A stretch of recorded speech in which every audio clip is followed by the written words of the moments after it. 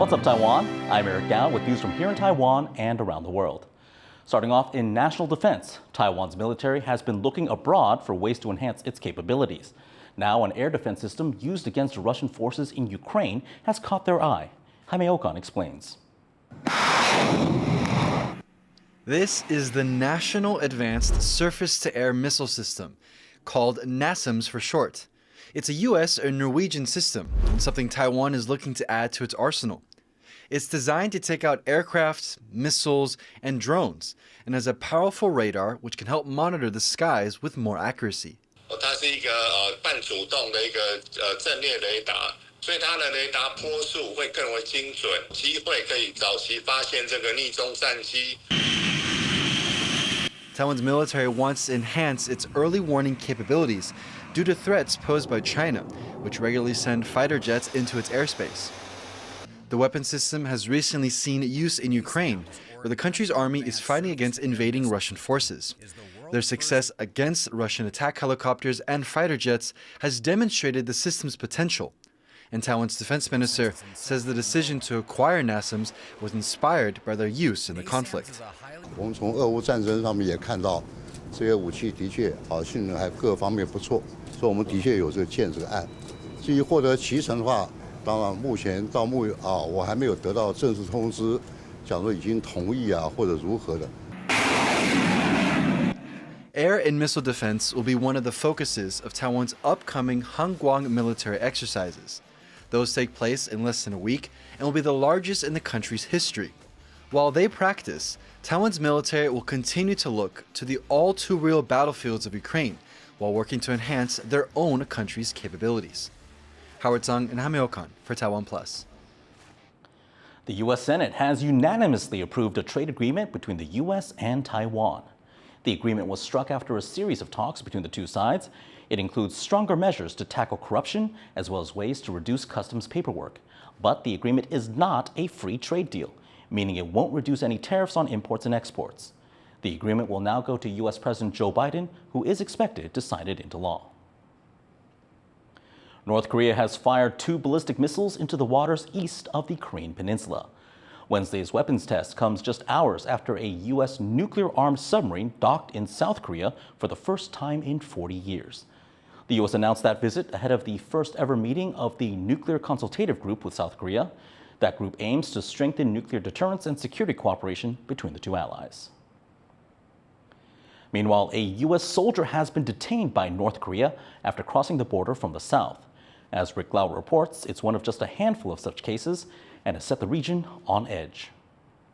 It's one of the most well-known and heavily fortified borders in the world, separating North and South Korea, neighbours still technically at war. In its 70-year history, there have been a handful of sensational border crossings. The most recent involved a US soldier who, while on an organised public tour of the area, jumped across the line into North Korea, also known as the Democratic People's Republic of Korea, or the DPRK. What we do know is that one of our service members who was on a tour willfully and without authorization crossed the military demarcation line. We believe that he is in DPRK custody. A totalitarian state run by dictator Kim Jong-un, North Korea has long been at odds with the US, which backs the South. And Kim's increasing missile tests are seen by the Allies as acts of provocation. North Korea has been shut off from the rest of the world for decades, making it difficult to know the exact situation or whereabouts of the soldier. US officials have identified the soldier as Private Travis King, one of some 28,000 US service people stationed in the South. US media says he was just released from a prison there, where he'd been held on assault charges. King was reportedly being transferred back to the US, where he may have faced more disciplinary actions. It's prompted conjecture about his motivations to flee. He may be simply trying to avoid charges, and now that he's in North Korea has probably made his situation a lot worse. US citizens detained by North Korea are often held for years against their will and face mistreatment. In 2017, the US government banned citizens from visiting the country. This latest rare incident has prompted a flurry of direct communication between the US and their North Korea counterparts. keen to stabilise the situation in one of the most sensitive places in the world. Klein Wang and Rick Lowett for TaiwanPlus. There's been another twist in Thailand's prime minister election. Pita Limjaroenrat is facing parliament for a second shot at the top spot today. But just a few hours ago, the Charter Court ordered Pita suspended as a lawmaker for previously holding media shares. That doesn't bar him from being considered for PM, but could hurt his chances. Joyce Zeng looks at the overall situation. Thailand is strapping in for a second round of parliamentary votes to name the country's next prime minister. Just last week, sole candidate Pita Limjaroenrat from the progressive opposition party Move Forward failed to win the required majority from both branches of parliament. That's comprised of a lower house elected by the people and a senate appointed by the previous military government. Within the lower house, Pita's party had 151 seats, thanks to its surprise victory in May's general elections. Between the two bodies, Pita won 324 votes on his first attempt, largely with the help of his 8-party coalition. Just 13 military-appointed senators voted for Pita. 182 members of parliament voted against him, while 199 abstained, essentially also blocking his bid. I didn't fail. I won the election, I formed the coalition, and I got blocked by the appointed senates. Let us be clear on that.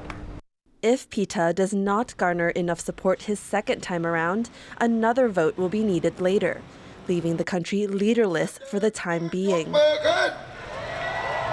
Thailand's political uncertainty has caused concern for some overseas Thai people here in Taiwan. The countries share close ties in trade and tourism. Taiwan is also home to over 65,000 Thai migrant workers and 3,000 Thai students. And some of those students in Taipei have been following the prime minister votes very closely. ดูทุกคนค่ะก็ดูจากไลฟ์สด Facebook TikTok ทั่วไปค่ะเราอยากให้ทุกคนในโลกนี้นะคะเห็นประเทศไทยเราเป็นประชาธิปไตยจริงๆค่ะไม่ได้มีนายกที่มาจากการรัฐประหารเหมือนครั้งที่ผ่านมาค่ะ จริงๆแล้วประชาชนถึง 14 ล้านคนค่ะที่เลือกคุณพิธาขึ้นมาเป็นนายกพรรคก้าวไกลแต่ว่าเราไปฟังเสียงสวแค่ไม่กี่เสียงว่าจะให้เขาได้ขึ้นเป็นนายกหรือว่าไม่เป็นมันไม่ใช่ประชาธิปไตยค่ะ Pita says if he fails to secure significantly more votes this time, then he would step aside and let another candidate make a bid for prime minister. Any alternate candidate would likely come from the second largest party and coalition partner, Pheu Thai. But the big question would be whether Pita's supporters could accept that at least for now, it's not Move Forward's time to lead. Alex Chen and Joyce Zhen for TaiwanPlus. A forum to help small Pacific Island nations adapt to the climate crisis was held in Taipei Wednesday morning. This comes as the foreign ministry here is working to strengthen bilateral climate diplomacy with Taiwan's Pacific allies. Sally Jensen was there. The Asia-Pacific is one of the regions around the world that's most vulnerable to the impacts of the climate crisis. Delegates have gathered here in Taipei for a Pacific Climate Change Forum. Tuvalu, which is one of Taiwan's 13 remaining diplomatic allies, is a small Pacific island nation of just over 10,000 people. Now, it's become famous around the world as it is at existential risk from rising sea levels. Representatives from Taiwan's Pacific Island allies, Tuvalu, the Marshall Islands, Palau and Nauru, signed a joint statement with Taiwan's Foreign Minister Joseph Wu. It aims to strengthen cooperation and climate diplomacy between these countries, which are at high risk from climate impacts. It also establishes a climate fund for Taiwan's Pacific allies. This is set to be launched at the COP28 Climate Summit later this year.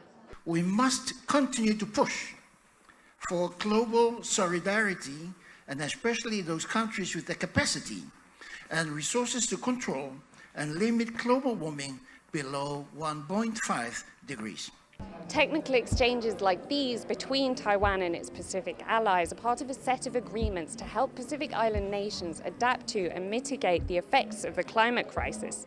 Now, Taiwan is not immune to the impacts of rising sea levels, for example. There's also the risk of more intense typhoons, droughts, and heat waves. And Taiwan is not part of formal UN climate mechanisms, so it cannot participate in international climate negotiations.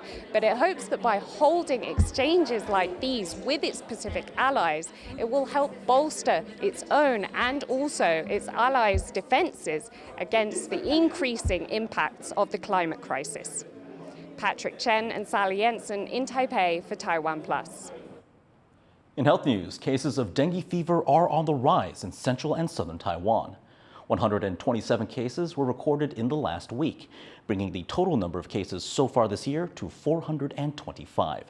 It's the worst dengue outbreak in Taiwan since 2015, when the country saw a spike of more than 40,000 cases. Sanitation crews are spraying for mosquitoes, and doctors are urging people with symptoms to seek treatment. 如果有急性腹痛，或是持续有呕吐，或是有意识不清等登革热的一个警示征象，要尽早就医。 A marine conservation project off Taiwan's eastern coast is bearing fruit, with fishing banned and volunteers clearing the seas of old discarded nets. Jean Van Trieste reports. The seas off the eastern county of Hualien are teeming with life again. The county government has set aside 2 zones as protected areas where fishing is banned all year round. With the help of volunteers like this diver, they've cleared away old discarded fishing nets. County officials are also keeping a closer eye out for illegal fishing. 成立巡守队，做3班制的一个巡护，从事这个非法这个渔捞的作业的话，我们巡守队同仁都会通报我们相关的单位去进行做查报取缔的动作。 The result has been a noticeable increase in the number of various kinds of fish, as well as lobsters and abalone that are valuable as seafood. 野鸟的生态已经回来了，其实这个九孔现在都已经逐渐的成长了，至少有2寸以上的那个规格了。 By creating these zones for fish, crustaceans, and mollusks to reproduce in peace, the county hopes to preserve its culture of living off the ocean, but in a more sustainable way. John Su and John Van Trieste for TaiwanPlus.